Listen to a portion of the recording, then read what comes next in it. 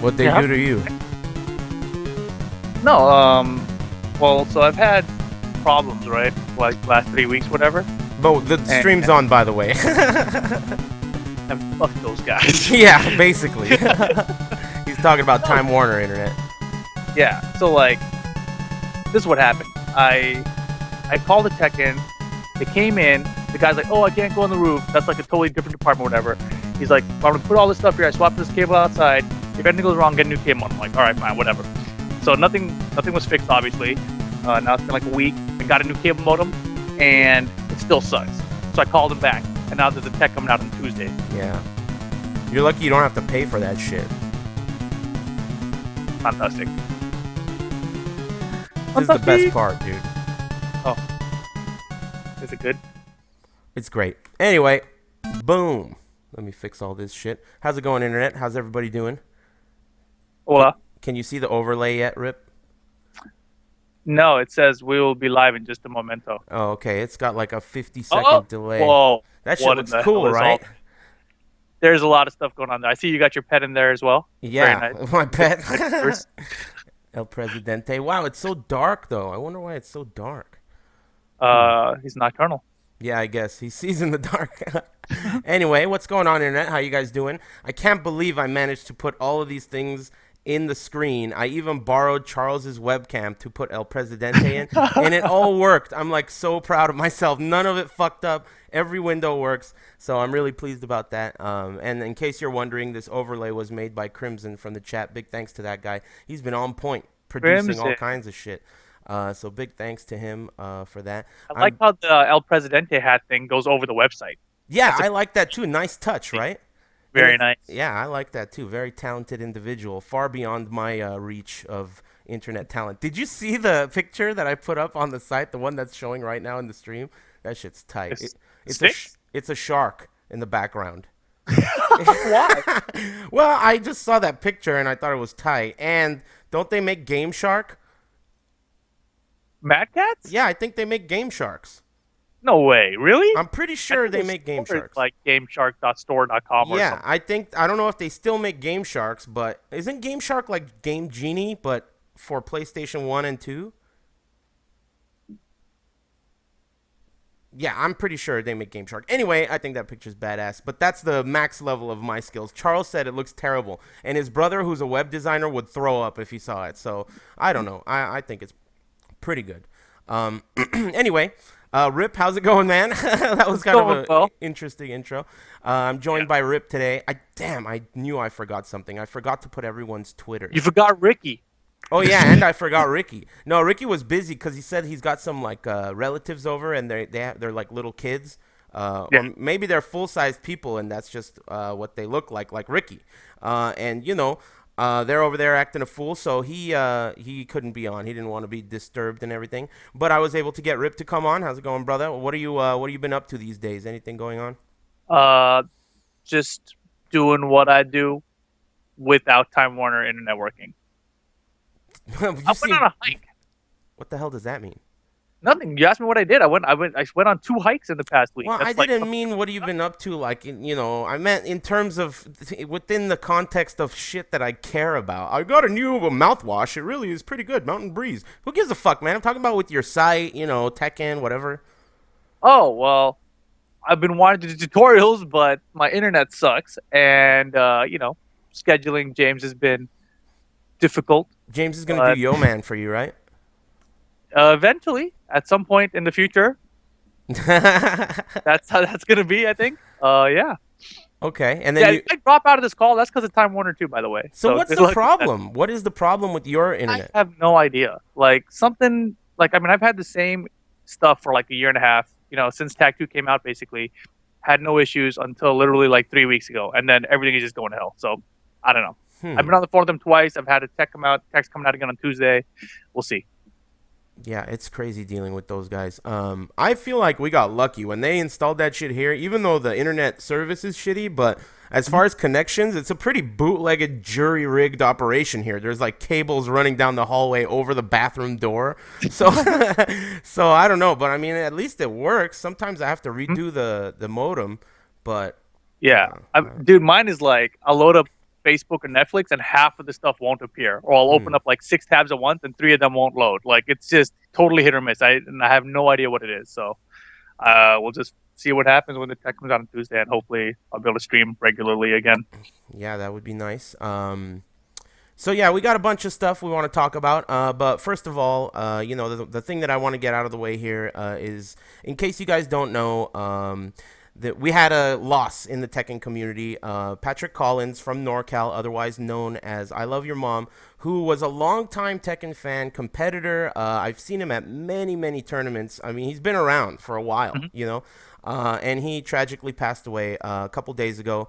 It's really one of those things where I personally don't love, bringing it up. I like having like a really positive attitude in general, and it's really sad because he had kids and he had a wife, and it's one of those things, it's really a bummer.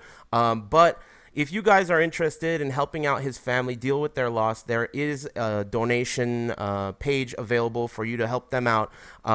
Rip, can you help me out with that? What's the donation page? I know the NorCal Tekken Facebook group started. I'm pretty sure Subtle is the one that organized it. Yeah. But if I'm correct, I think the donation is patrickcollinsfund@gmail.com.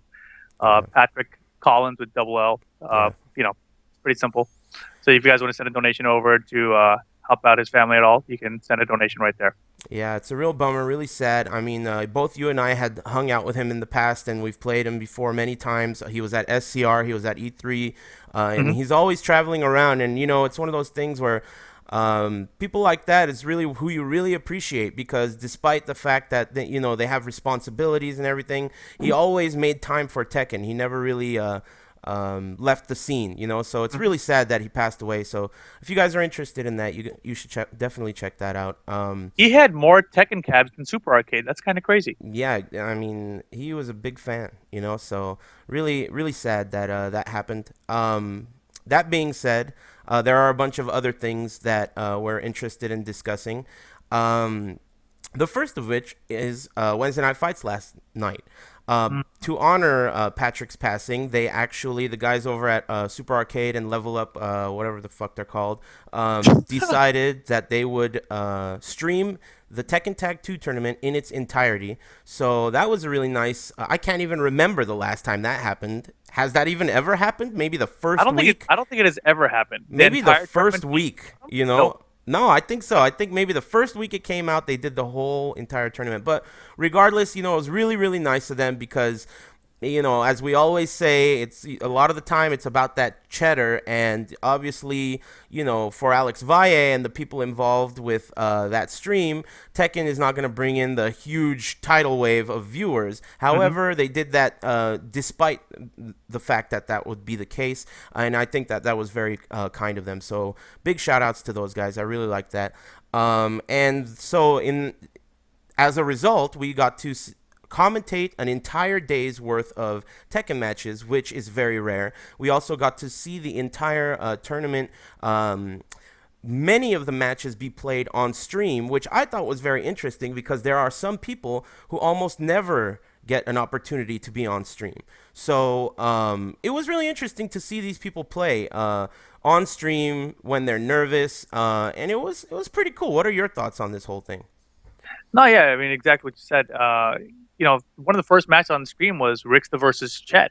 And Chet, even though he's a veteran and he's been in the scene a long time, he was telling me beforehand that he was nervous about playing on stream. Like, he didn't like doing it. And I was trying to think back. I was like, wait, hasn't this guy played on stream before? And I was like, one of the first streams he played on that I can remember was the Tekken 6 Nationals. That wasn't a stream. Was that a stream? Are you sure? Remember you grabbed the girl from behind you, bit her neck or something? Oh, yeah. I remember that now. Who streamed that? That one guy that had it was something like Frag TV, Frag TV, or Got Frag TV, or something like that. You remember he used to drive around on one of those fucking things? The guy? Cars? Remember? No. What are those things called where they have two wheels and you look like a douchebag where you drive them around and they look like they hover around? It's not a Segway. He used to ride a Segway around. Remember that guy? He had like one arm and a limp. Yes, that guy. He did have that much guy. Stuff. Yeah, that guy was pretty cool. He streamed it. You're right. So yeah, he did perform back in the day, but let's face it, Chetty's a different man from back there. I mean, he's been to jail. He's converted to Islam. He stopped looking at flowers. I mean, all kind. Wait, is all that real? No, almost none of it is real. 0% of it. But he did, really change a lot since back then. I don't need to get into his. Did you just throw up? Yeah, this I'm good. Sorry, You all right? but I yeah. drank out of that Gatorade you just drank Uh, a little earlier. uh, Anyway, so yeah, he's a different man. Who knows how you perform? Personally, I like to look at flowers, and I definitely can see a difference in my performance depending on not only if I have or haven't, but also the degree to which I have been looking. So, it matters. It definitely makes a difference. But anyway, go on. Nothing. I mean, it was cool just to see all that again. I mean, I feel like they used to stream a lot of Tekken in the past, so we'd see some of the action before we got to the top three. But the last couple of months has only been, Yeah. top three or whatever it is. So the other match I thought that was interesting was just seeing Cynic play Run It Black. Oh Um, yeah, first time, right? well, it probably was the first time actually, and I guess seeing it on stream and actually paying attention to what was happening, it was just so obvious, how little Cynic has been playing the game, which is just a fact. It's Hmm. not a knock at him or anything. But it was just interesting to see because it's a matchup that's interesting to me, but I would never have gotten to see it on the stream. So, it was really cool that they did all that last night. It was a beatdown city, right, with Cynic? Oh yeah, Running Black ran him over like 6 rounds straight. It was ugly. Yeah, Very. Cynic is very peculiar in his performance because he has very, very good execution considering, like if you think about who we're dealing with here, Cynic is like, as far as arcade social humor, he's like the laughing stock. He can't even walk next to us without us laughing about something. But his execution is pretty good. Mhm. It's just a matter of him piecing it together in the clutch, which he seems to struggle with a lot. He still has the same issue, man. He goes up 2 rounds and loses the next three. That's how Yeah. he lost to Ricksta. Both matches. And you know what? When I hear you commentate or when I hear people mention things like that, I always think like it's got to be a coincidence. I mean, it's not really like he always chokes it up, but and I hate it when this is like one of those things where a while ago you used to during your commentary always go final round and how it would always get to final round and I used to think Mhm. no it doesn't. It's just a coincidence. He's just saying that. But Mhm. it hella always does. And that's a really interesting topic too. I wonder if anyone's done research on that, like in terms of statistics. I'm thinking about that guy Glenn from Get Your Tournament right now. Mhm. But man, that is crazy. It's always fucking final round. It always is, dude. I mean, even the match with Chet, I would see him go down 2 rounds. I'm like, well, you can never count Chet out. Yeah, Just wait for it. it's totally And true. it's really interesting too when you think about James and his play style. He gets the lead in the match, and then he's like, "All right, time to put the sword away. Let me goof off for 2 rounds, and now I'm gonna try again." Like it's Yeah. just some kind of mentality thing. Maybe with a 3 out of 5 round format. 3 out of 5 round format, really? But this was a Maybe problem with Tekken 6 as well. It wasn't that was just three out of Tekken five Tekken. rounds. No, I know, but I mean, but it was 3 out of 5 rounds in Tekken 5 as well, and that wasn't a problem in that game, right? As far as I don't know. like, I I feel really like don't know. I feel like I started noticing it in Tekken 6, but maybe that's because you started pointing it out in that game. But Could be. yeah, it's an interesting topic. I wonder what the deal is with that because I feel like James, his problem, or I don't know if you would even call it a problem if you look at this, is he when he looks at the game, he looks at it as this toy, right? And he wants to do all these really fun things that make him want to play the game. But he knows that in a competitive environment, it's too risky to do those things. So what he does is his play style is let me put myself in a position where I have enough of a lead to start playing the way I want to play and have fun. Right. I don't know this based on what he's said, but this is just what I gather from watching him because I know how he practices. And I mean, I've lived with him before. I know how much he really loves the game. But the way he practices and the things he practices makes me think it's no fucking wonder he plays that way because he spends like 7 hours practicing something that is like you're gonna get one in a million Hmm. matches, but he forces it because when he gets to the point in a round where he's got such a lead that he can start attempting this shit, that's when he's like, didn't he do that backwards flip Backward just flip. frame? Yeah. That is crazy because when he lived here, I used to walk out like fucking and see him playing, and I'd be like, "What are you practicing that gay shit for, man? You're Mhm. never gonna hit anyone with that." He's like, "No, man, it's badass." He's like practicing it, and boom, Badass. in tournament, he does it, and that's his style, that's his play style. So I don't know if I don't know if they're the same. Cynics actually is like oh fuck, you know, like he just fucking barfs in his mouth, He's like and that's it. he's like a marathon, and like he gets tired before the end. That's all it is. Yeah, I guess maybe he has to work on his cardio, Yeah, Tekken he cardio. needs more endurance, man. More Yeah. endurance. That's all it is. That's all it is. Yeah. Another thing that I suppose is definitely worth mentioning is that Avery is on a tirade these days. He's doing really well at Wednesday Night Fights. He did not win the week that Cabal came. That Right. week, Cabal got what, third? Third. But And James was able to take out James from the loser bracket in grand final. James was able to take out who? Run it black, Oh, okay. the loser side in grand finals. So he Got won you. 2 sets against them. Came all the way back, but he couldn't do that again this time. So it seems like This James. time he didn't play him. Oh, they didn't even play. James lost to Oh, MYK and Chetty. that's Jetty. Chetty is like a total wild card. You never know if he's gonna be like he could be like a non-factor if you catch him on a bad day, and Go counteract him. he could just be like terrorizing Mr. Naps 24/7 if you catch him on a good day, you know. So it's very peculiar with that guy. What are your thoughts on his play style? God, I mean, when I played him earlier in the tournament yesterday, I sent him to the loser bracket, and I used double R straight from the get go.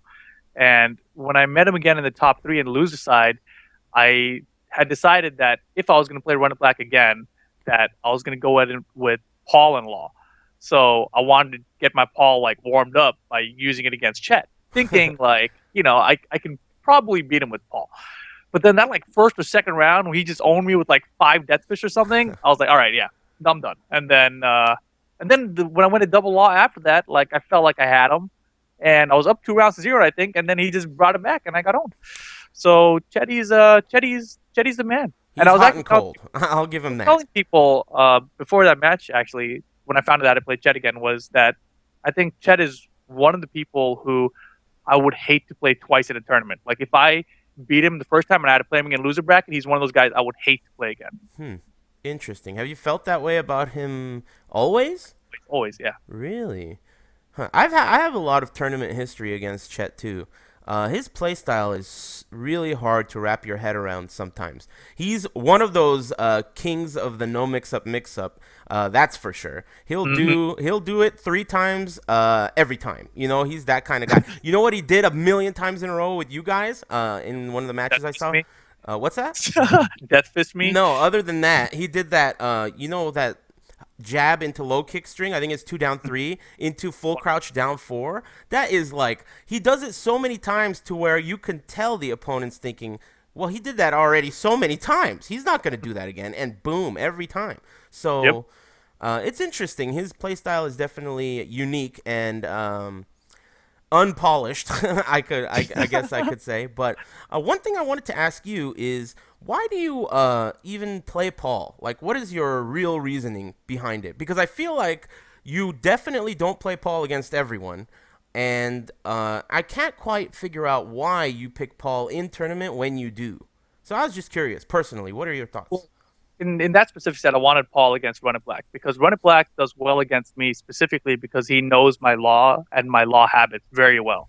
So if I go at him with a different character, it helps me a lot more against him, right? Okay. So that's why I wanted to use Paul in that set, leading up to Run It Black. The other thing is, Paul and Law have better rage activation, so that's one, of course, major advantage that I want that team for. The other thing is that Run It Black ducks a lot. Either, it's part of his movement, maybe. I'm not really sure. He also just panic ducks. So I wanted to hit poison arrows on him with Law Paul because I can get a ton of damage out of that. So those are the main reasons I wanted to use the Law Paul team. Okay, interesting. Speaking of poison arrow and doing that combo, I was just watching a video from Korea on TacTac's YouTube channel. And if you guys don't know about that channel, you should check it out. I think it's called TacTac 1894 or something. Just look up TacTac Tekken on YouTube. But there's this match video of Lei and Feng player versus Horang and Baek player, right? And Okay. I had never seen this before. I didn't know it worked exactly in this way, but the Baek player started with a counter hit Flamingo forward 3, which is that like spinning kick that's mid in Flamingo, and he counter hits with that, does a full combo with a TA, and then wall carries, and at the end of the wall carry, he does that up 3+4 or whatever it is that starts the great combo between those Hmm. two, and there's a point in that combo where you basically bound them again. So What? it's not a bound. It's like at the end of one of those strings in that combo, they bounce off the ground the way you bounce off the ground with Brian's counter hit back one. So Okay. it's like the craziest combo. That combo did like 85% and he died. So it was gonna do more than that if you had seen it. You know, That's awesome. it was Not- really awesome. It was crazy. I didn't even know it worked that way. So I don't know if you guys can find that, but I think the match is between like some weird something bake is one of the players and the other guy is named Cabbage. So I don't know. Okay. Yeah, I don't know who these guys are, but I've been noticing that perhaps because maybe people are interested, but a lot of the Korean match videos that I'm seeing posted up, at least on that channel, are starting to have more lower, like not the most famous players involved. And because of that, not only are you seeing more interesting character usage, because, face it, you're gonna get bored of seeing the same shit over and over, but you're also starting to see people having weird play styles. Like this match that I was watching, it's maybe like a 20-something minute video, but I was really enjoying watching Tekken Tag 2 for a change. I really don't do that very often anymore. I really used to watch a lot of Tekken 6, but now Hmm. I guess it matters who you watch. But these guys were really partying hard, and you could tell they were pissing each other off and shit too. So I really enjoyed those matches. And yeah, I don't know, I went on a tangent there, but So, as we were discussing the Wednesday Night Fights tournament, is there anything else to mention about that? I mean, it was really cool once again that they showed the whole thing. there's one thing me and Rick were talking about on the drive home actually was just that um, a lot of times looking at the way Chet tags out Hmm. was really interesting. I think a lot of us on commentary would be like tag out, like why aren't you tagging? Hmm. And then he would make this perfect tag as they would try to attack him, Hmm. and he would flawlessly get in and out at that moment. And Ricky was bringing up that he saw Bronson do that a ton as well. So I don't know if that's just an old tag one thing that people who played that game a lot, like Chad and Bronson, know how to do well, and we in general in SoCal maybe the rest of us haven't really worked into our game as well or as much. But it was a really interesting strategy that I feel hasn't been explored by most of us in our scene. Yeah, absolutely. And I'll make a comparison here. So, GI in Soul Calibur, right? If that Hmm. were for me, GI is like the back of my hand. I understand the concept so well that no matter what Soul Calibur game comes out, I'll understand it right off the bat, regardless of how they change the specifics. So I presume that if you have a lot of hours playing Tekken Tag 1 and managing life bars and tags in that game, I Hmm. can see that type of knowledge and clutch ability being retained. Like I can Right. see that definitely being a legacy skill, and because many of us don't exactly take Tekken Tag 2 as seriously as we did, we're not biting at the jugulars that hard these days, as far as tournaments go. So I think that it's also hindering a lot of people who are playing this game because they're not necessarily focusing on that type of thing. And I've heard both Bronson and Jimmy J say that they think the weakest thing that most American players, the weakest trait that they have is the life bar management. That's really what the biggest problem. I've heard many people say that. And it's a really big factor. I myself personally have recently tried very hard to, even if I have like a little bit of damage on my character, unless I specifically want to play a matchup against this opponent, like let's say I'm playing Fang and Wang and I definitely want to play Fang against whatever the fuck the other guy's using, right? Unless Hmm. there's something specific like that, I've been trying to tag out to regain, even if it's like 10 points, Right. just to get that back so you'll use it Hmm. later, Yeah. but these are all concepts that I really never I haven't really put too much effort into learning or thinking about even. Hmm. um, Another one is the whole raw tag or even wall tag hop kick thing. This is like a new discovery I've made, I feel like, in Tekken. I've talked about it before. I've made tutorials on making the raw tag work for evasive purposes, but Hmm. this is not even exactly that. This is almost like you're allowing the move that's inbound to hit you as you're leaving so that it causes a commotion in the screen, and before you Hmm. know it, the guy's already in the air with his foot in your fucking face. That is like definitely a legitimate strategy in my Hmm. eyes. Do you Yeah. care to discuss that strategy? I know you do it a lot. No, yeah. I mean, that was I realized that very early in Tekken Tag 2, and it was one of those things where I did it on accident, Hmm. and I realized like oh wow, cool, I got really lucky, and then I did it again in another match. I was like, wait a second, Yeah. I think as long as I just do this a little bit later, I think I may actually be able to use this like regularly as a strategy, and it works way more than it should. Put it that Dude, way, it that is absolutely correct. It should not work that well. It's Hmm. so cheap. I mean, Yeah, if it's you great. think about at a wall, oh my god, when they jump out, they duck. Mhm. So they Yeah, duck, then they jump out, and high question. the guy coming in is in the air. He lands on the ground and is Hmm. ducking, and then you do a hop kick. So to punish a standing opponent as they're wall tagging is like, what the fuck is this? Like shooting swamp rats back home. It's impossible. Very, Dude, very and difficult. even better at the wall is because of when you're at a specific angle to the wall, Oh you yeah, tag further away.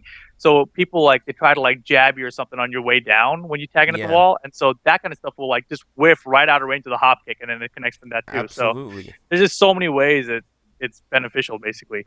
Yeah, I think, man, it feels like hop kicks are just gaining value to me more and more as the days go by. And I used to think in Tekken 6 that they were like the best. And now I'm thinking it's like if you don't have one, you better go shopping for a new character. I mean, I know that's an exaggeration, but I really Yeah, of feel like course. they're so valuable in this game.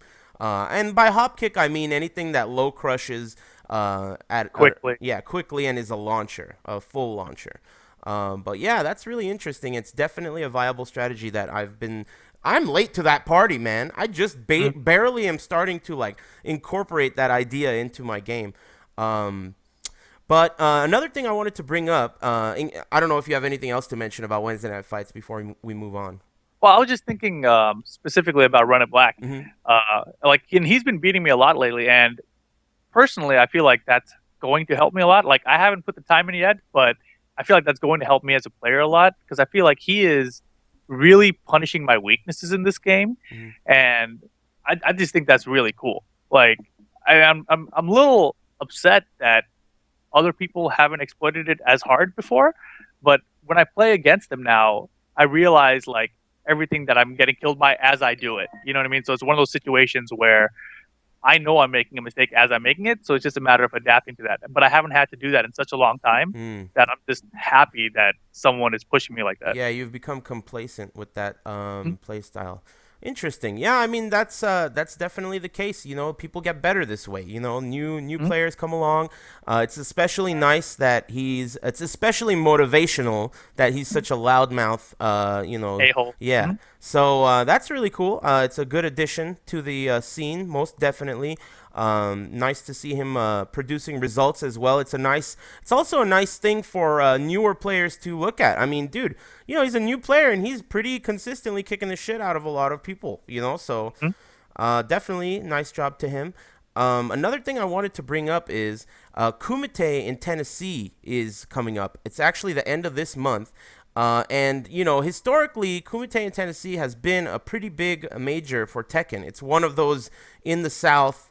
You know, a lot of good players always were there, especially back Mhm. in the Soul Calibur 2, Tekken 4, Tekken Tag days. It was it was a big tournament. So they had a revival at some point, and Kumite in Tennessee this year is on January 24th through 26th. And if you're a fan of those types of tournaments, you should definitely check it out because it's very, very important to support your scene, especially if you're in that area. And I'm Mhm. sure it's going to be an interesting tournament because, you know, a lot of people usually go from the surrounding areas and use that as one of their trips, their Tekken trips every year. So keep an eye on that. Definitely want to give those guys a shout out. I think their website is called. KIT Revival. That's what it's called. KIT Revival. KITrevival.com. I think so. Yeah. Actually, I might have it right here. Yeah, there it is. KITrevival.com. So there's information on all that, how you can sign up, where it is, what time, all the different games. But I should say, and I'm looking at it right here, there are guaranteed prize pots for many of the games, and Tekken, as well as Soul Calibur 5, are two of those games. So let me see if Wow. I can find that. Where is it? There it is. First place gets $700 guaranteed. Second place Oh, 200. Third place 100. That's pretty good. So that's really actually pretty impressive if you consider Tekken tournaments these days. So it is definitely going to be a regionally, regional or major style tournament. So definitely check that out. That's one thing I wanted to bring up for sure. What the hell else were we going to talk about? we were also going to talk about the tweet that GM sent out. Oh yeah. Okay, so GM sent out a tweet, and it said FGC will be dead by 2016, right?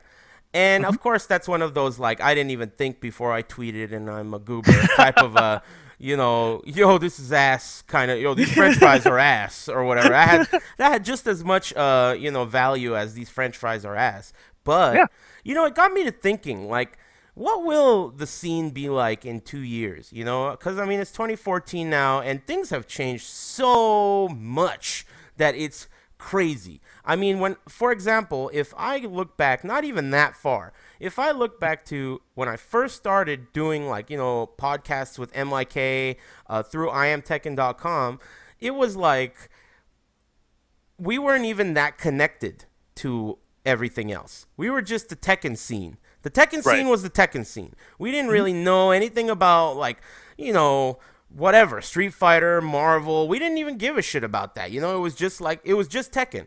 And I suspect that that's probably because during the dark ages of Capcom games, Tekken was producing new titles. So after CVS2 came out, as far as I know, there was never anything good that came out from Capcom until the new shit. So during Mhm. the dark ages, Namco was bringing out Tekken games, bringing out Soul Calibur games. So I think the 3D scene overall was a lot more exciting at that time because it was really what was new. So what that makes me wonder is, let's say hypothetically, if during that time Capcom didn't give up on their games, do you think that Tekken would be as popular as it was during the T5 DR days? Yeah, I think it would be because I think Tekken's popularity um only diminished and grew because of itself. And what I mean by that is, Tekken 4, people didn't like it, and then Tekken 5 came back to what people liked, which is like Tekken Tag. You know what I mean in terms of the general playstyle.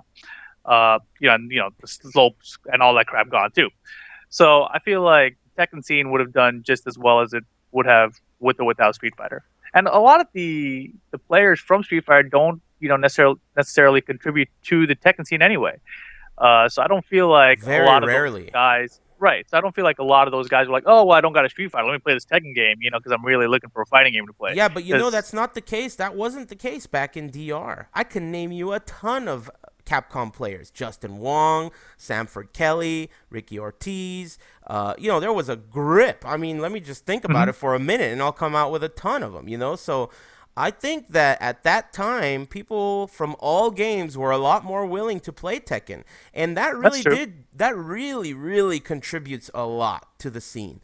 You may not think so, but I mean, No, and no, I'm you're right, speaking actually. when I say you may not think so, I am also speaking to the internet. But I really feel like that kind of cross game like relationship that maybe Tekken had back then and doesn't have now really is damaging the scene overall. Now, okay, that let's say I'm right about that and we think about what the reason is. So that's really what I'm clawing at here. What is the reason? So, do you think that it was just because Capcom wasn't making anything new for these people to play, or was it actually the games themselves?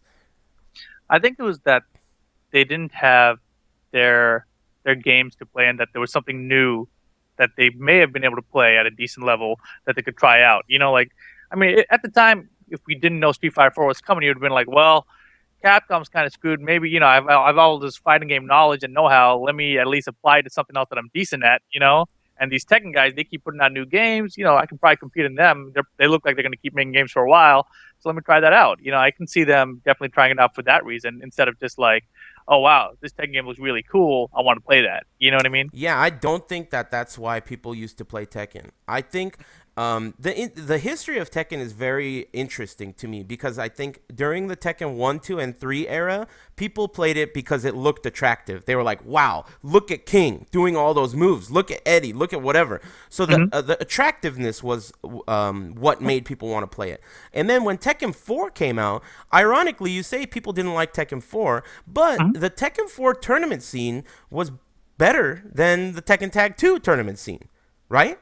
Right, right, By for sure. far, Hmm. actually. So Right. what that tells me is that people at that point in the history of Tekken were playing Tekken because it was competitive and competitively viable. Like a lot of people were playing it competitively. So to me, at that point, it really was like it doesn't matter how shitty the game is. We're still gonna play it because I want to fucking beat JOP and Eddie Pistons next time I see him, or Tom Hilfiger wants to beat whatever. You know, it was like there was a lot of competition driving that game. And then in Tekken 5, it became kind of weird because I didn't know what the reason for the popularity really was. Because personally, I hated Tekken 5. I think Tekken 4 is better than Tekken 5.0. What? Yeah, I think Tekken 5.0 sucks. I don't know if you recall, but that's when I completely quit playing Tekken. I didn't Hmm. like the game at all. Just because You're playing like Roger, no, I right? played a bunch of different characters. Roger was the first one, but then I played Yoshi, King, and a bunch of other characters. But that's not even like the reason. It wasn't that as a player I hated the game. It was that as a tournament game, it was atrocious. I mean, you know how It was crazy. you hear me Oh yeah. complain about Tekken Tag 2 on occasion as a tournament game. Tekken Tag 2 is like a fucking angel compared to Tekken 5.0 as a tournament Right. game because it was like there was an X factor in that game, literally. I mean, Steve could just boom, sway to your back, and you're You're done. dead. You're dead. X Factor activated, you know? So Yeah. I thought that game was butt cheeks. But that shit survived at EVO 2 years in a row and got good numbers. Hmm. So this is where the Tekken history kind of gets cloudy for me. I don't know what caused this game to be popular. You know, Tekken 5, I'll tell you, arcade scene, number one, arcade US release, right? So it still had that going for it. But they added in pad ports on the arcade machines. Boom. That's true. I did forget about that. Pad ports on arcade machines. You know what you just brought up? I was gonna say, you know how they had the arcade American release? That Mhm. release only lasted like 4 months. You remember Yeah, that, right? super short. Yeah, Maybe it less came out than on that. Maybe PS3 in 3 months. February. I think it was 3 months. Yeah, it was end of November and then beginning of February. I think it was launched on Interesting. console. So Yeah. maybe this is a total maybe. The key to a successful console release of a Tekken game has to be so that the arcade version and the console version work together. I think that might be a good idea for future Tekken games.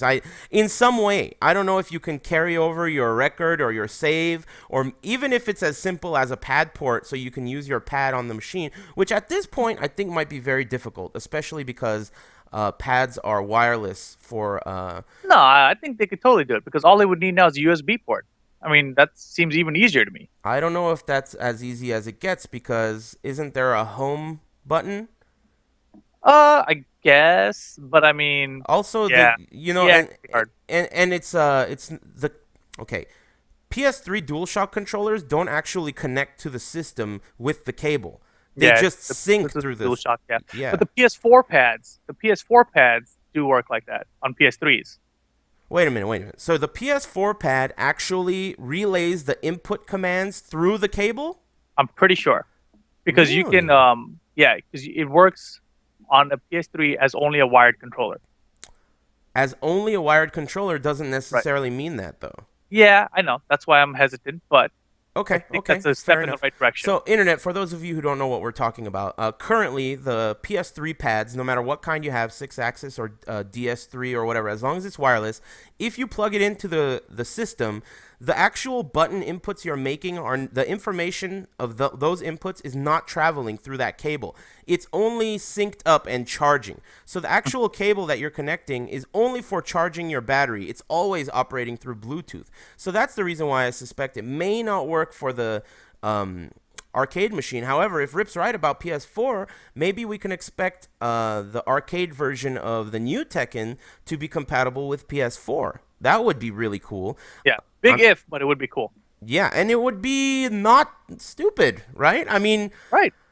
if your most successful arcade games in recent history had pad ports, I would definitely lean towards trying to put those on there again.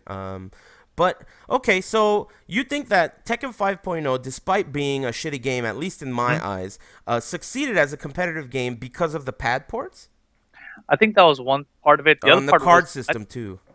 right. It had the card system. The other thing that was actually cool was even though it killed the game in the arcades, was that it had a console release so soon after. So graphically it was like this. Oh my gosh, this game just came out of the arcades and now I have it at home. Hmm. It had that going for it too to build the arcade base. And so in America, I think that helped out a lot. Uh, you know, Worldwide, I don't know how that did for them. Yeah. Obviously, I mean, I assume it just hurt them everywhere. At least the arcade side of it. But you know, going over into, I'm thinking DR, even when we had it at Super Arcade on the Japanese cabs, like we all wanted the pad port so bad, Yeah. like it was such a big factor for the American players, I felt like. Absolutely. Uh, and the other good thing about the pad ports was that you didn't necessarily even have to use it for your pads. You could use it for your own arcade stick. Fuck yes, dude. That was the coolest part, man. Bringing Yeah. your own arcade stick to the arcade and plugging it in was the coolest part.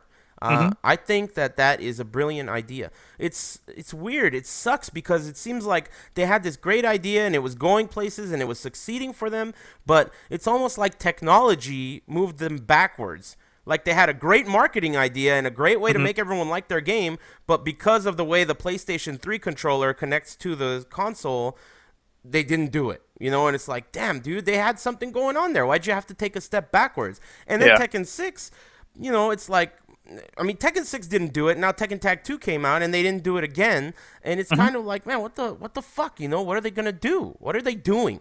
You know? Well, I mean, I think a lot of it has probably had to do with the PS3 controller thing, Yeah. and also the fact that there was no US release for those um, cabinets. Let me ask you this. I know you mentioned yesterday that Patrick Collins, the guy who passed away the other day, he purchased the Mhm. Tekken Tag 2 cabinet. Correct. How is it that that cabinet operated without being connected to Tekken Net? I have no idea, but I was reading something on Facebook where he was talking to someone about something about it, Okay. and it was something about the leaderboards in America, and he was ranked on the leaderboards. He was talking about something like that. So, however he's connected, it works. Interesting. Hmm. And he's yeah, I don't know what his home setup was, but he was also telling someone that it's not that hard to get Tekken Tag 2 cabinets at this point in time either Interesting. in America. Yeah. Yeah. Huh. Man, I wonder if Watson's ever going to get on that over there at Super Arcade. I noticed he's been talking about all these new ideas he has and plans for Why would you get an arcade cabinet? Arcade cabinet. yeah, yeah, peculiar. Man, I'm telling you, though, the Tekken 6 arcade cabinet, when that broke down at Super Arcade, that Hmm. really was like the biggest hit to the SoCal Tekken scene, like of all time. Because Hmm. that cabinet, even though Tekken Tag 2 was out, pulled people in. A lot of people used to go to Super Arcade very often and stay for a very long time because of that cabinet. And a lot of Hmm. those people were the ones that were also playing Tekken Tag 2. As soon as that cab broke, everyone quit playing Tag 2. I don't know if you realize that, but a grip of people who really loved Tag 2, like Kim Jong Phil, Dark Cheetos, and a lot of the locals, those guys used to come by and just grind it out on Tekken 6 Tekken even 6. after Tag 2 was out. So there Hmm. definitely was something about that arcade machine that really drew people in and interested them into the game in general. So I don't know. I don't know. This tweet by Fighting GM about what'll happen in the scene is really weird. I don't know what's gonna happen. Yeah. I Oh, mean, it's go ahead. I was just thinking about like the rise and fall of fighting games in like the 90s to 2000s. Hmm. Like uh, Killer Instinct is a good example because it came out. Killer Instinct 1 came out in 94. Killer Instinct 2 came out in 96, which is pretty darn soon after for a sequel, and then literally disappeared because there wasn't a market for fighting games after that, basically. And the company that was making it, they moved on to another project internally, and they needed more people, yada yada. So anyway, it was also marked that the arcade culture and fighting games was on the decline.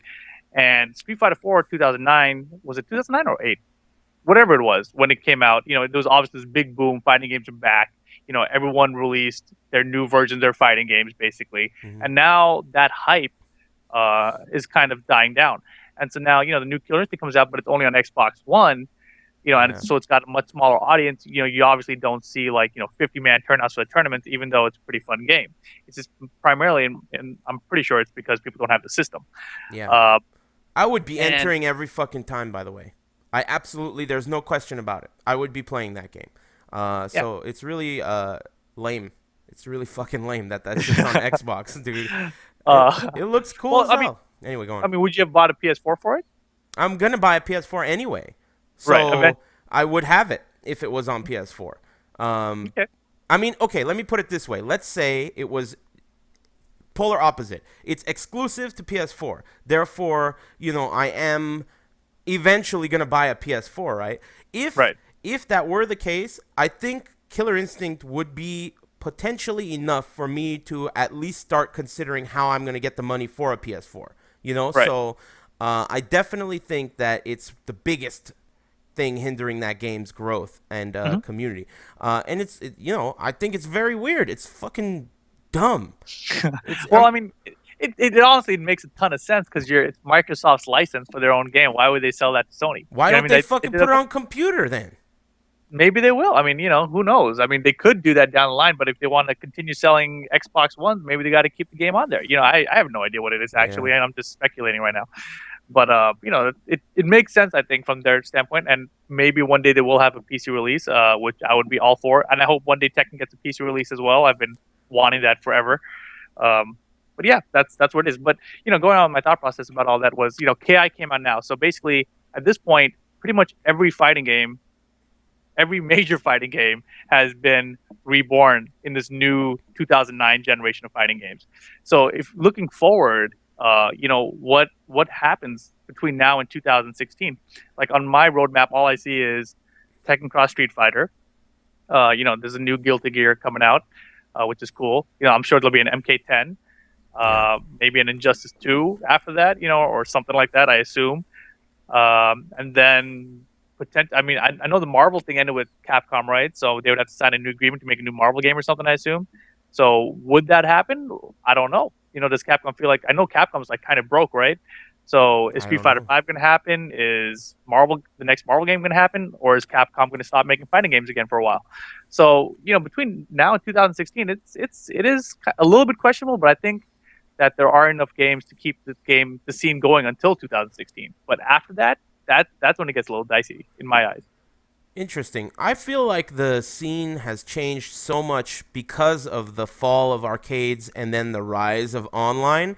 I Hmm. think that the scene has changed to a point where if it weren't for the people like us, like Justin Wong, like Ricky Ortiz, and all the guys literally that win everything and anything, all the other games, all those guys are all arcade players, most of which. I mean, there's very few that are just new guys that came out of nowhere. So if all the arcade players were to vanish, right, and Hmm. all that was left was like the new 09ers plus after 09ers, like the online born fighting game players, I think Hmm. maybe GM would be right because those types of people are usually the ones that maybe are not so committed into being fighting game players. Because what I'm seeing a lot in the local scene, at least in the Wednesday night fight scene, is that we have people who started playing Street Fighter 4 when it came out and loved it, right? They got really, really good at it and Hmm. were really into it. But they're not really into fighting games.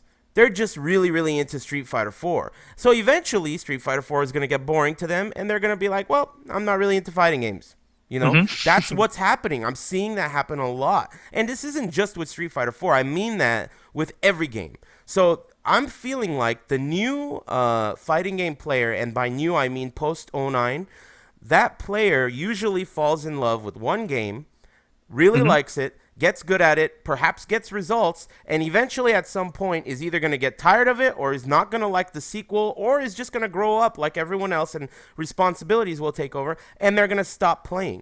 So basically my point is that players like you and I are a completely different breed of fighting game players in the sense that if, let's say, Tekken Tag 2 were to disappear tomorrow, the next day we would be playing something else. You know, we like Hmm. fighting games. We like playing multiple fighting games and applying the same types of mind games regardless of which game it is. So if you look at it that way, I think that Fighting GM's statement is kind of something that you might think about because there's only going to be more and more new players and less old players the more time that passes. So the cross pollination of, you know, Sanford Kelly playing Tekken 5 and all that shit is Hmm. really not going to happen. It's going to happen less and less like we're seeing now. Now we only have exclusive Tekken players. Can you think of anyone other than you, me, Ricky, and MYK, I guess, barely, that enters at Wednesday Night Fights that enters other games? Wait, what? You're Other, asking who plays other games and Tekken? yeah, very few, right? Tekken Tim, I guess, is one. Hmm. You, me, Ricksta. I mean, it's like, and none of the other game players come to our game either. Yeah, That's like definitely not. zero. That is the most frustrating thing ever, by the way, especially from the VF scene. That bothers me so. Yeah, that's kind of fucked up. What is the deal with that? We never ended up talking shit to them about that. No, we didn't. How did we But let it is them get away frustrating. with that, man? During Virtual Fighter Final Showdown, when that shit was new, they were like, "Come on over, play VF with us," and we were like, "All right, game looks hella old, but we'll play." And fucking, we did, and we had fun. And then they're Yeah. like, "All right, that shit's old. See you later, assholes. Thanks for all the flip kicks, Rip. Fuck off." You know, it's like, yeah, what's up with that, man? These good waffles are supposed to stick together. Where is the other waffle here? I don't Virtual know. Fighter scene? Jeez. I don't know. I don't know Well, what's up with that. But next time I see that guy Plague, I'm gonna give him one of those. You know what the hell?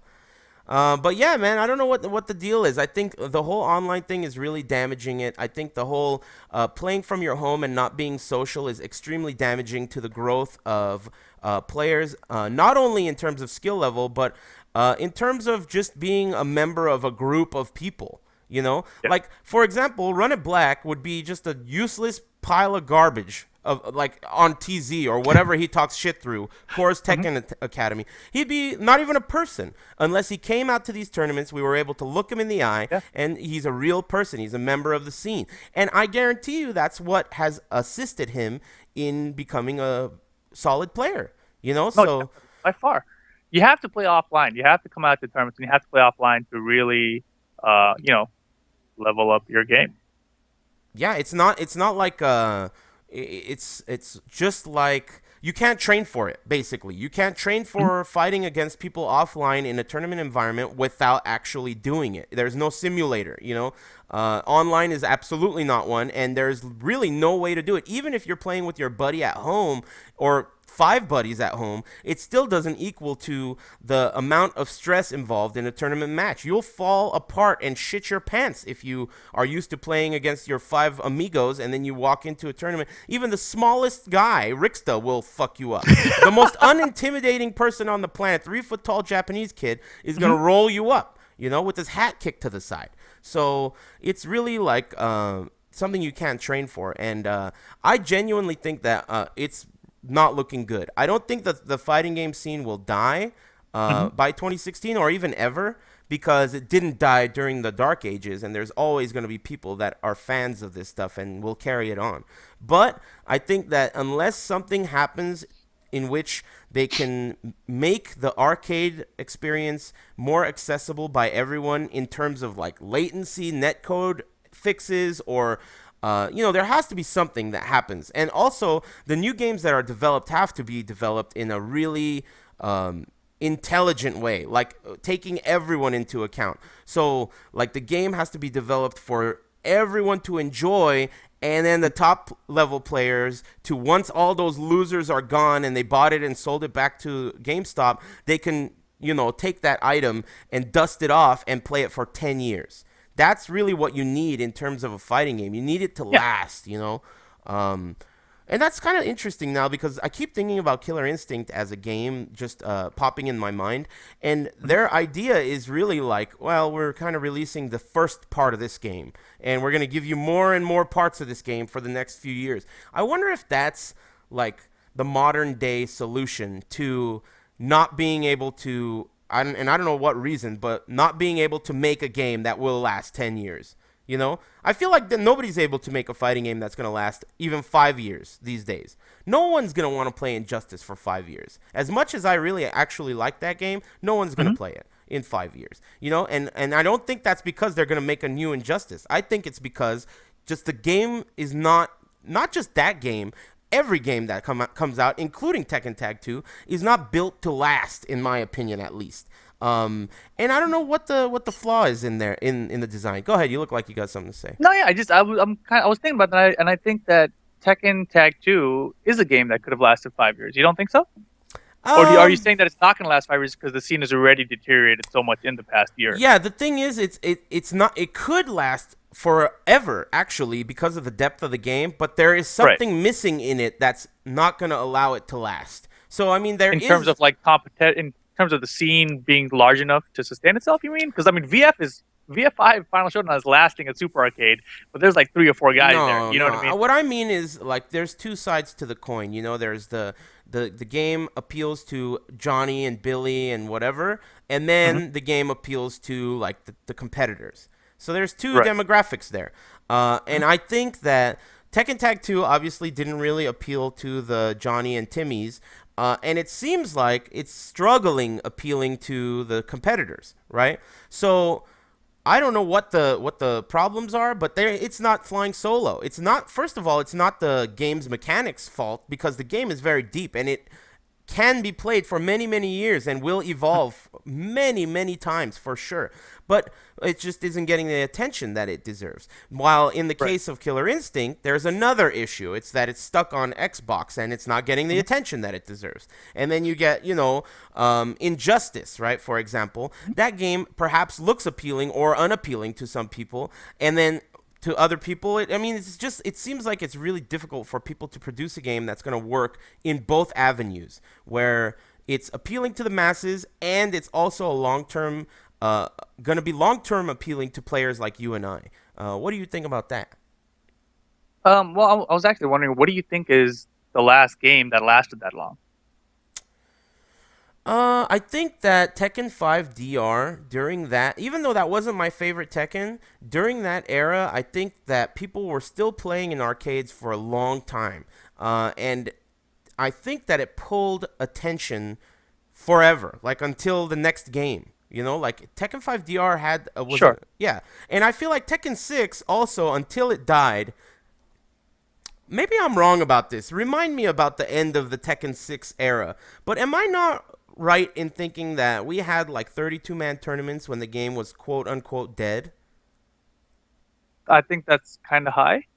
I don't remember. I think that Charles fucking taped a big ass poster board to the wall at Video 94 with no stream and no fucking nothing, and it had Hmm. 32 names on it, and we had to turn two people away, and that was like that was in like the this game is old as fuck days. So and I'm pretty sure we had really good numbers even towards the death of that game. Hmm. So. I don't know. I don't know what the deal is. It's so 32 hard. man sounds like a lot, No, man, dude. I'm sure about that. I'm 100% because I think he either has a But picture of the bracket or he has the bracket. But we but talked that was about at the this. end of the game. It was really late. Like, you remember that picture that everyone took outside Video 94? Yeah. It was like a year after that. Wasn't that like a qualifier for Devastation or something? I didn't go to it, whatever it was. I wasn't there that day. Oh, okay. So that might have Yeah, been. there was a lot of people there though. Yeah, That was there like was a San grip. Diego guys came up and everything, so it was cool.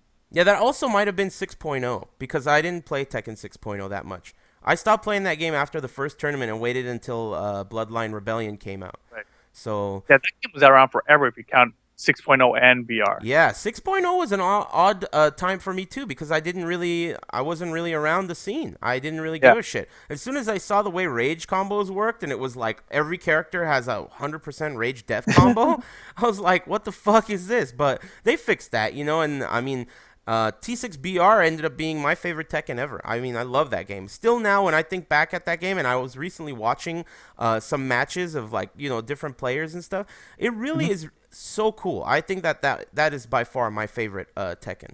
Mm. But yeah, it's really weird. This is a topic that I'm often thinking of just when I'm daydreaming. I'll look at flowers and I'll think about what is it that they have to do to make a Tekken game good. What is it that they have to do? Because there's so many components there. It's not like it's not like it was back in the day where you can just make a game and just finish it and then put it out and it's got to be good, Because now developers have the crutch of being able to develop their game after launch. So Mhm. I would imagine that makes people. Like if I was a developer and I knew that I could alter it after launch, I might, not cross all the T's and dot all the I's in my game. So it's a interesting day and age, like Tekken 5 DR, that game was just, they made it, 5.1 came out, and then DR came out, and that was it. This is what you get, and we played it. And then Bloodline Rebellion, that's how that game was it. No more updates. So I'm very, I'm always thinking about that. Yeah, I mean, I think the when we've talked about this in the past as well, but Tekken Tag 2's biggest issue was just that it didn't appeal to casual gamers at all. Like there was nothing in there for That's them, right? not the biggest issue either. That is that is the biggest. I mean, look, Tekken Tag 2 for Wii U has Tekken Ball.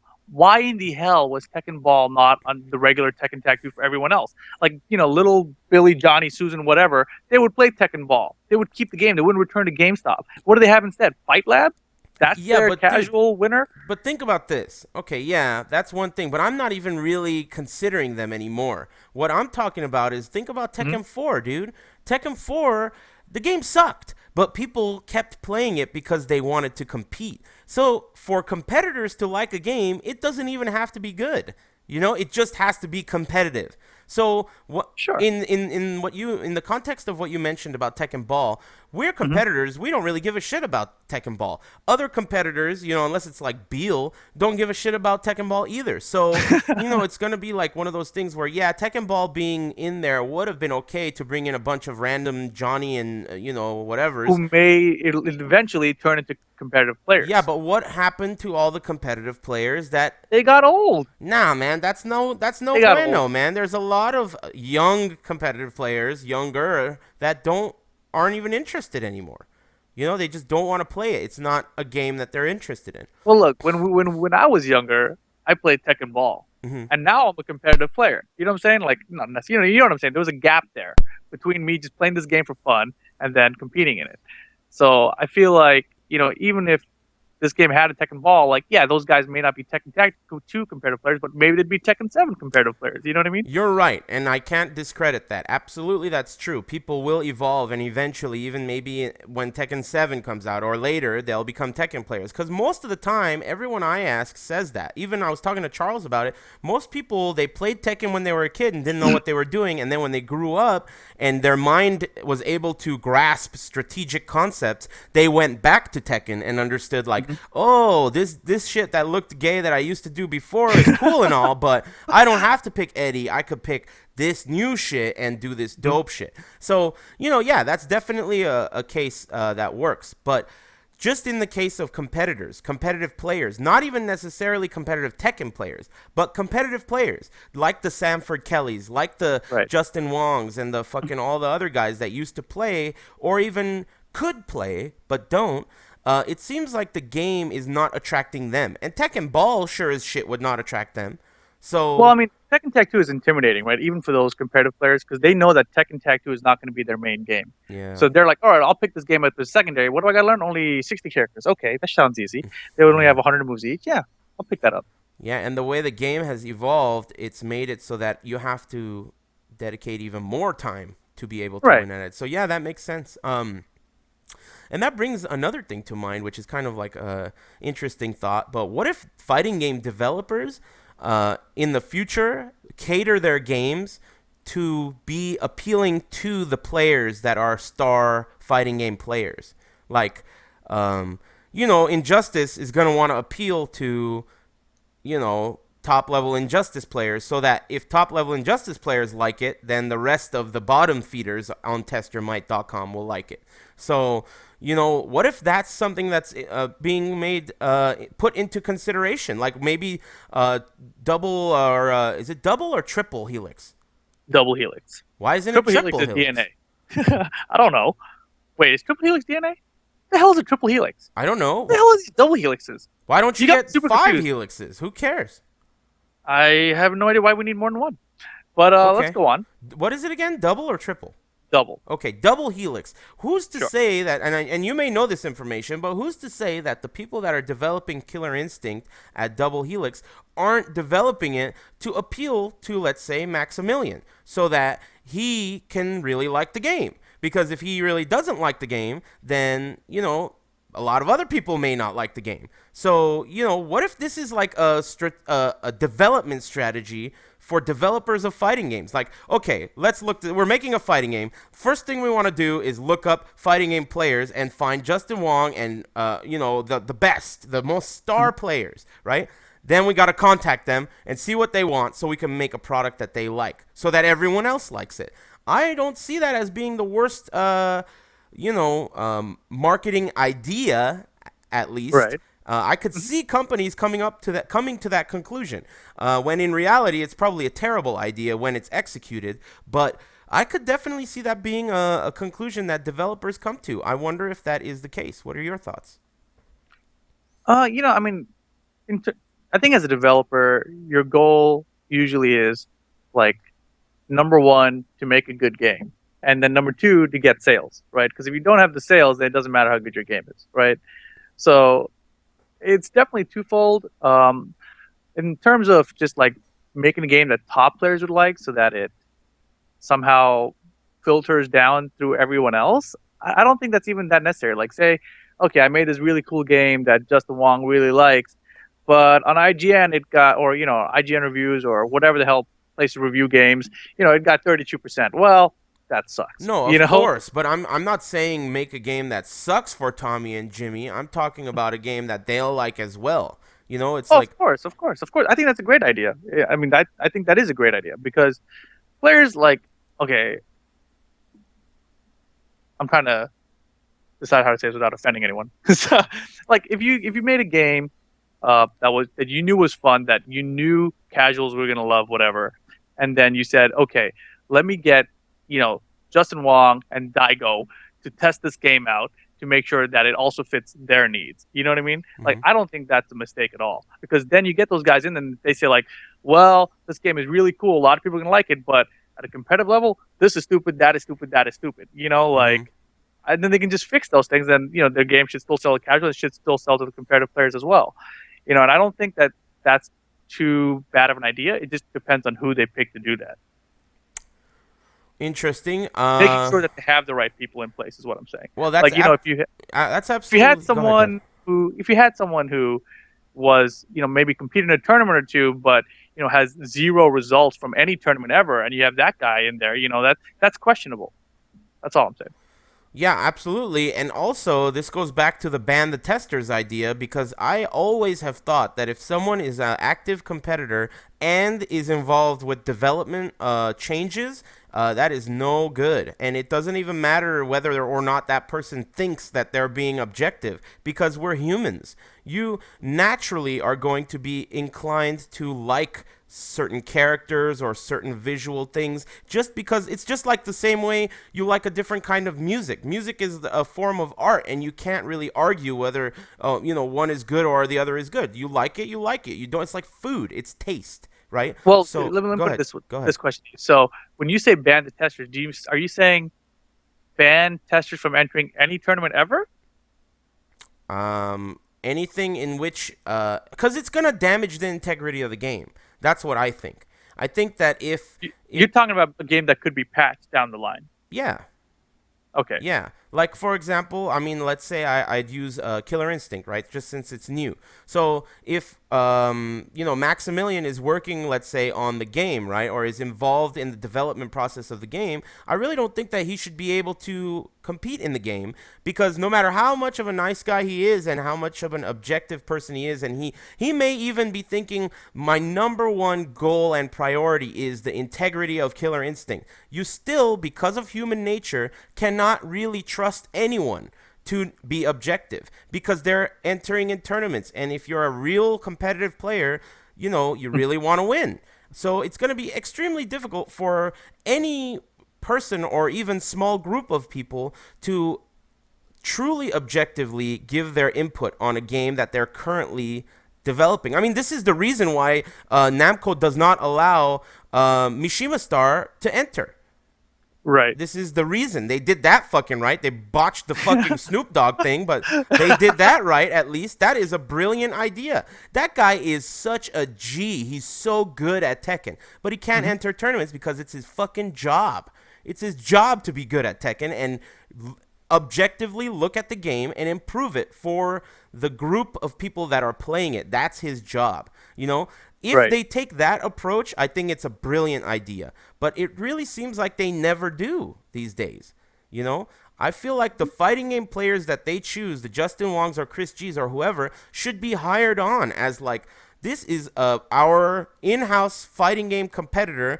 He's banned from playing, and he's making sure this game is tight for everyone. You know, I don't know if Filthy Rich's job at Namco involved this, but I highly doubt it. You know, I don't know how hands-on he was with the development process, or if they even needed him with Mishima Star and the Japanese crew in the mix. But you know, that could have been a first step in that direction. But it really seems like that's not what they do these days. What are your thoughts on that?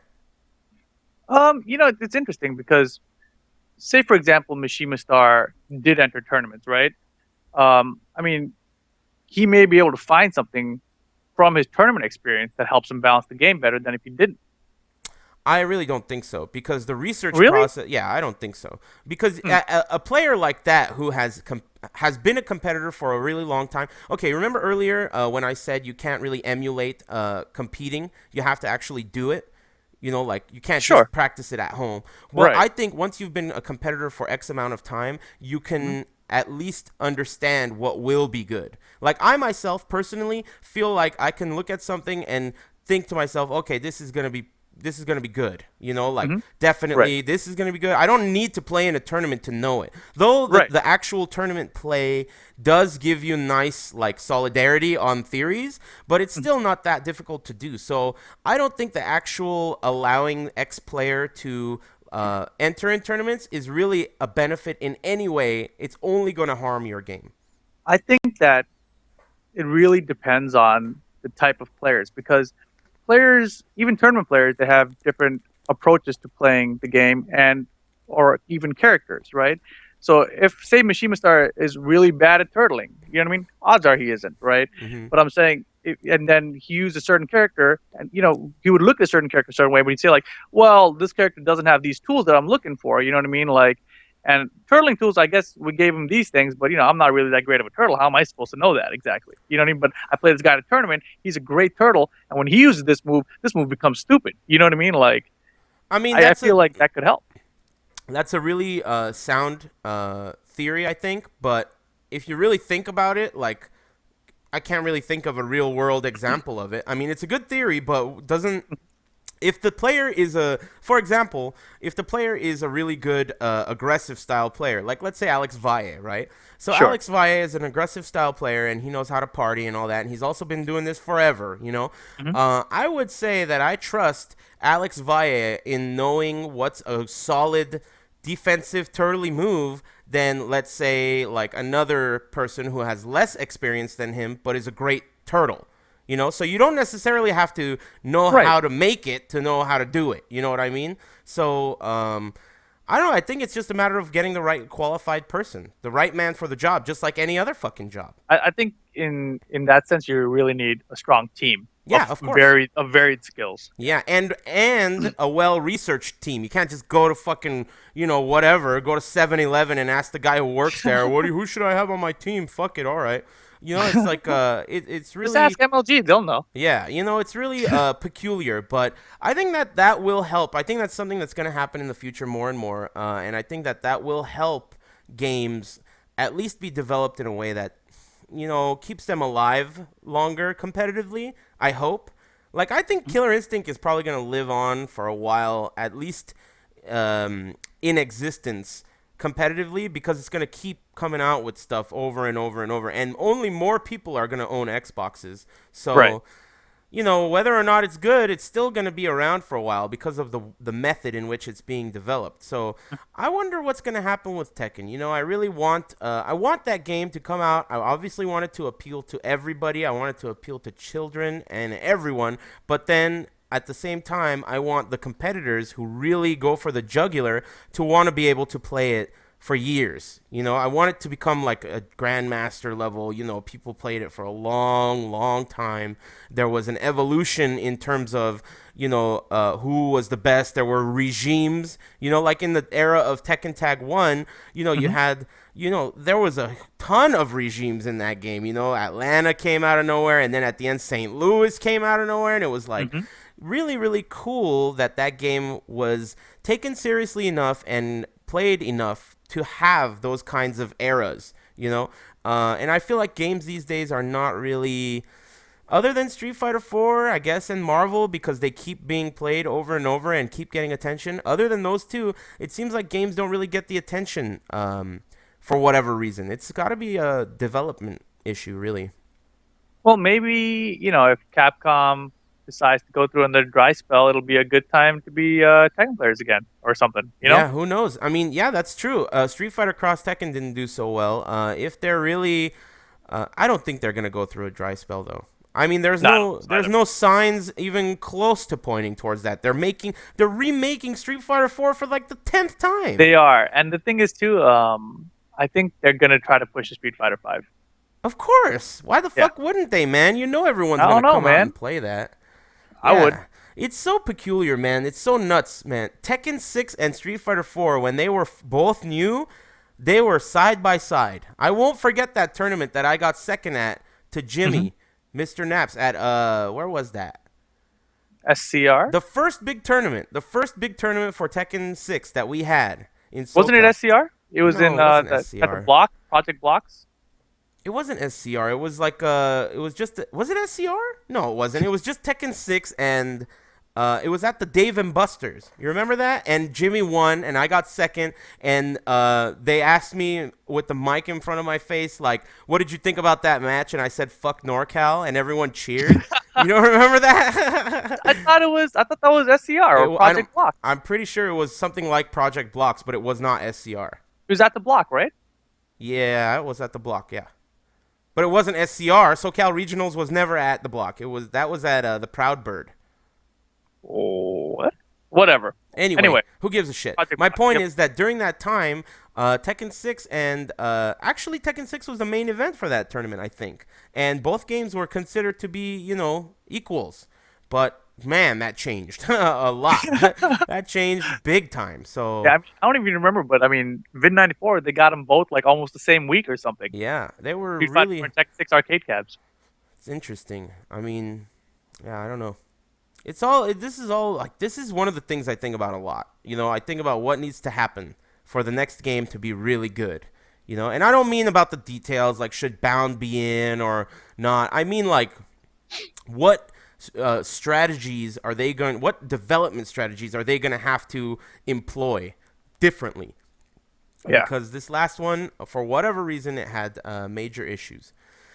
Anyway, unless you have anything else to add to that, we can start calling people bitches. Or actually, you One can. last thing. Yeah, yeah, go ahead. One last thing. I was just gonna say, the only thing for me personally is just the consistency thing in this game. As a tournament player, it drives me crazy. Like, I know I can figure out eventually, like, at the wall in this situation, this is going to happen if I play the game enough, But I feel like I shouldn't have to play the game that much to figure out all of those situations. So going forward, I think if it was a little bit more consistent in what is going to happen in all these situations, then it would be easier for everyone to pick up, not just the people who played for like a billion hours. You know, man, it's so crazy because back in the time of Tekken 6, people used to always call Tekken 6 random because of the crush system and the rage system. And my Right. defense to that was you're not using the right word. It's just difficult because random means that every time it's going to come out with a different result. Hmm. And it's almost like Tekken, the series, does not want me to be able to defend it in that way. Because now it's like people still call it random. And Hmm. though it's not truly, truly random, it's pretty fucking hard to repeat shit in the way you want to repeat it. Like, I agree with you. 100%.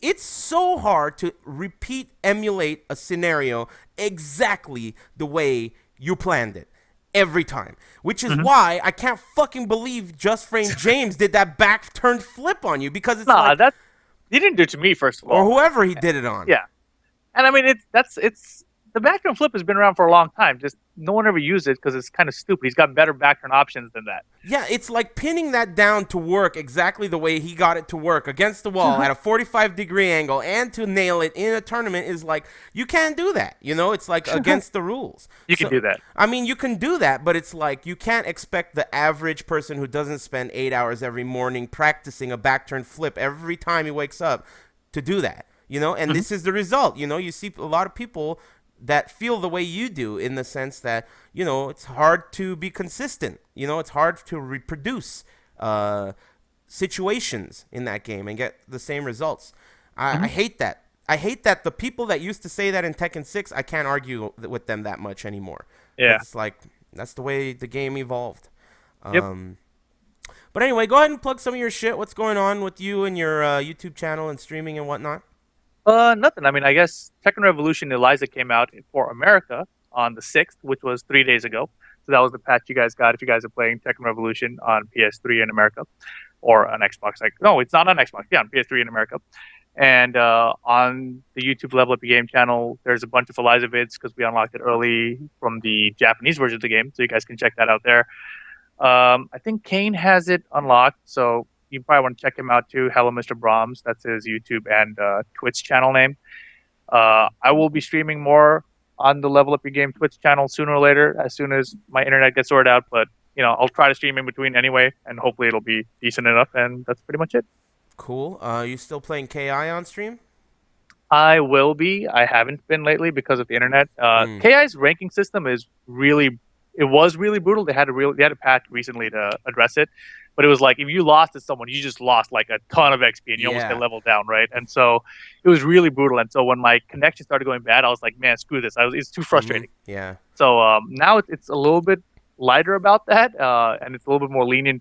When it's like now when you beat someone that's many ranks lower, you still get some kind of a boost forward. I see. But it still hurts when you lose someone lower than you, especially when it's because of the connection. So it's frustrating to play that right now. But you know, when the internet's back up, I'll stream everything, KI and Tekken Tag too. Cool. What the hell was I gonna bring up?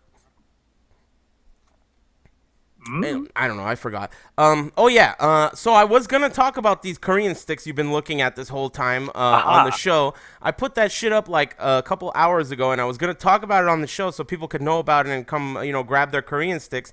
Mad Cat sent over a few of those for me to sell at a discounted price.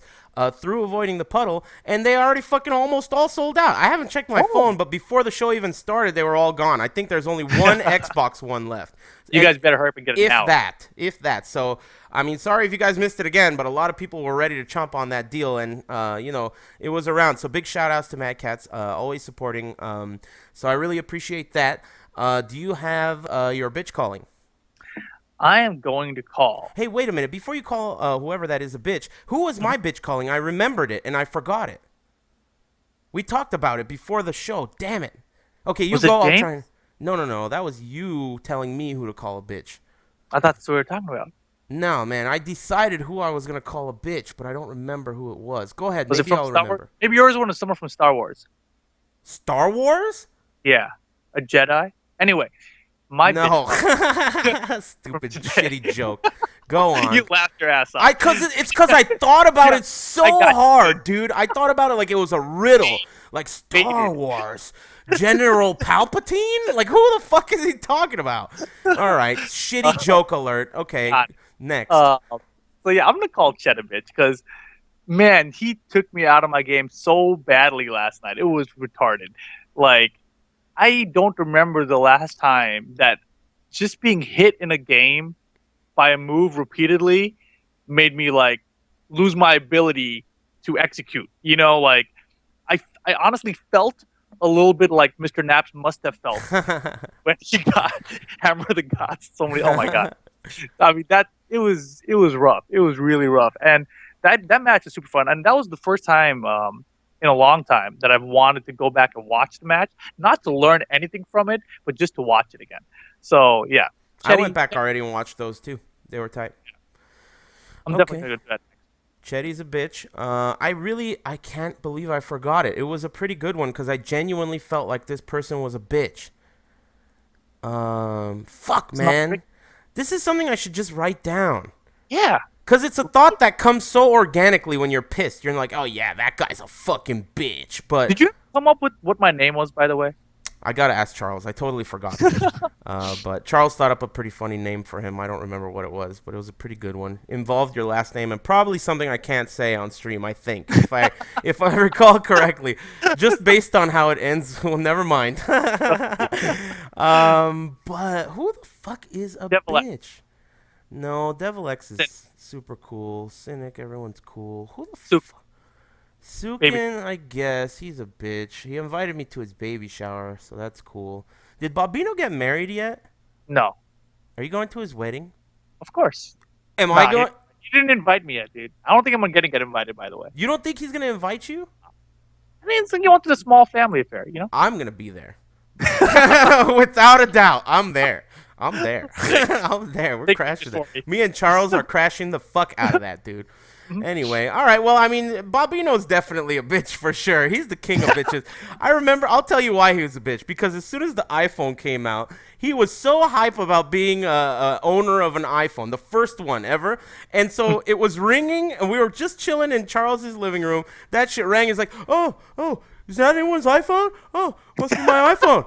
That's my iPhone. I got it, everybody. You just started like listening to that shit. He's such a douchebag. 100% king of douchebags. So, Bobino, 100%. I'll see you at your wedding, amigo. Congratulations. Just let me know where to go, and I'll be there.